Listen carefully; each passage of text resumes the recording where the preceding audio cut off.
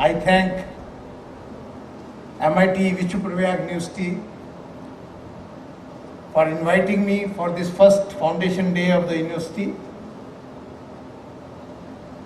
Thank you, Dr. Joshi, for giving this opportunity, for sharing what we are doing at AICTE. First of all, I would like to tell what is AICTE. AICTE is a regulatory body in the country who is regulating technical, management, education. And your university also is taking approval for professional courses from AICTE. So I was also in a function in one of the MIT ADT function in Pune. I think 10 days back, I was there in Pune, and I got an opportunity to interact Honorable Vishwanath Kararji. I heard a lot about him, Mr. Karad, but it was my first interaction and it was first opportunity to interact with him. He is really a visionary person. His thinking is beyond what we can expect today even. He is thinking 100 years further. So he is a totally visionary person, and it was a great honor for me. He was with me for an hour. That hour was an important hour in my life. That's how I think it. Now, this group, MIT group, is not only providing education to the students. It is also providing education with values. That is the important thing, what I have seen in all these interactions and what I have heard in also from the pupils, that they are not compromising with the values. So this is the great thing. I think there are very few institutions, those who are imparting education with values. And you have seen in the video before this program, how they are contributing, how they are taking the Indian tradition forward, how they are taking the flag of India as far as values and traditions are concerned. So this is the USP of this group. And you all are lucky that you are part of this group, you are part of this family now. That being a part of this family gives a great responsibility. It's an opportunity, and it gives great opportunity as well as responsibility to you, that you have to take this flag, you have to keep the values, what they are imparting to you, you have to demonstrate them in their professional and personal life as well. Now, as you know that Government of India announced the National Education Policy in 2020. Lot of deliberation, discussion took place after the announcement, and that how to implement that education policy, that was a great challenge for all of us.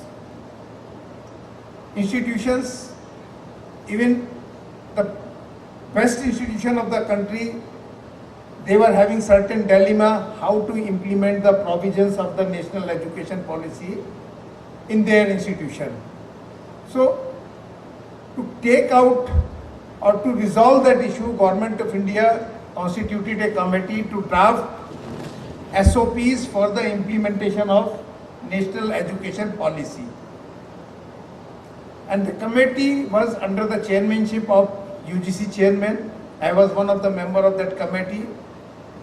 That committee in turn constituted 3 committees. One was to frame SOPs for higher education, one was for skill education and the vocational education, and the third one was for the school education. I was lucky and I chaired the committee for higher education. We drafted SOPs for implementation of National Education Policy in the higher education institutions. I will request faculty members, policy makers of the university to please go through these SOPs. These SOPs, they have been notified by the UGC. They are on their website. Please go through these SOPs. All things, how you will facilitate entry, exit, how you will count credits, how you will count the prior learning, all such things they have been incorporated in these SOPs. So please, and what are these SOPs and how you will count these skill courses? That was a big challenge. Now, lot of courses are being imparted by various edtech companies. How you will count the learning of these edtech companies towards their degree? All such provisions they are there, but how to implement it? You have to move a step further. SOPs, provisions are given in these SOPs. But final thing is that our faculty members, our academic bodies, they have to work hard while implementing these SOPs or these provisions. One example I take, suppose some student or one student is coming from the vocational education to the normal education, mainstream education. How the transition from vocational to mainstream or mainstream to vocational can take place? This is an important thing where institutions and the faculty, they were struggling. We have given how to count this, how to channelize this movement from one form of education to the another form of education. This is part of the SOPs. And what type of credits can be counted? And as you know, that National Credit Framework has been announced by the Government of India, where all learnings, they have been defined at the levels. If we say that the 10th has been defined at the level 3 and the subsequent learning adds your level by 0.5 and the highest level is PhD, that is at the 8th. So if some graduate is coming out from 4-year program, that he is exiting at the level 6. So how to count credits at various levels, this is also given. How you will define the level of the credit, this is also part of the SOPs. So these are all complex issues we have tried to address in these SOPs. I know this institution, this university, they have the legacy. I have seen in other sister concerns of this university that they are doing, and these are some things which there are some provisions we have suggested in the SOPs, but they are not the unique and the only solution. You can devise your own solution also, innovative solutions to count the credits or to make the provisions of national education policy a reality. So all sort of flexibility is given in these SOPs. This is one thing only. When I was in one program, people are asking, we can count the credits or we can implement the provisions of NAP only in this way? No, you can find out your own ways also, and you can share it with others. This is the time of collaboration and sharing the information. Best practices you can share with your sister concerns, with the institutions, nearby institutions also. And the ultimate aim is how we can make this NDP a success so that our students, our learners, they can take advantage. Whatever they are learning, it can be counted towards their degree. This is the main aim of this policy.